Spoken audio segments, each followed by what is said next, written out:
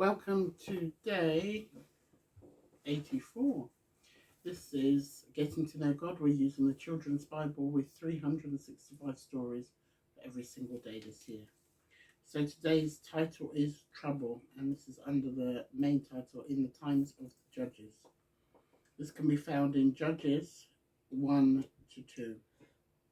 For as long as he lived, Joshua remembered the Israelites to keep God's law and taught them the right things to do. Even after he died, the people went on obeying God. There were many still alive who reminded them about God's goodness and kindness when he brought them across the River Jordan, or when he gave them victory against their enemies. But now, for the first time, the Israelites had no leader. Everyone did as they liked. Children grew up who did not remember Joshua. They wanted to be friends with the people of Canaan and marry into their families. Then they began to copy their Baal worship. The religion of the Baals was very cruel. Children and even tiny babies were sometimes thrown on the fire as a sacrifice because the Canaanites thought that the Baals would be pleased to give them good crops. God was sad and angry with his people. God was sad and angry that his people should copy such horrible customs when they worshipped him. The Israelites had not properly carried out God's plan to drive out the other people living in their land. Now the Canaanites grew stronger than Israel and fought against them. They often made the Israelites pay them heavy taxes. Whenever the Israelites were in trouble, they remembered God again and called out for help. And because he loved them, God heard their prayers and sent them leaders who set them free from their enemies. These leaders advised and guided the people wisely too. They were called judges. What do you think of that?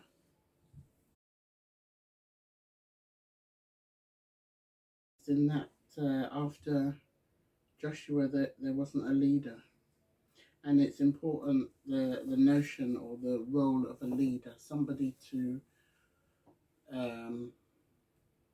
set the guidelines, that to remind people of the guidelines that God had set. Guidelines being laws or rules. And if there isn't a leader to do so, then you run the risk of people forgetting and people then taking on other people's customs, because people want customs, people want rules or laws to follow, people want something to be part of. One of our greatest needs is to be part of a group, the need to belong. And so we must want to belong to something or somebody. And so that will always be the case for time beginning to time end. People will always want to belong to the coolest group or to a group. They'll always want to belong to a person or people. And so they will make choices around belonging and being part of a group or being part of a family. It may not be of great benefit to them, but the fact that their need to belong is being fulfilled, they will stay there, even if it endangers them, endangers their children. So what do you belong to? And is it healthy for you? I hope this gives you something to think about and something to action. God bless you.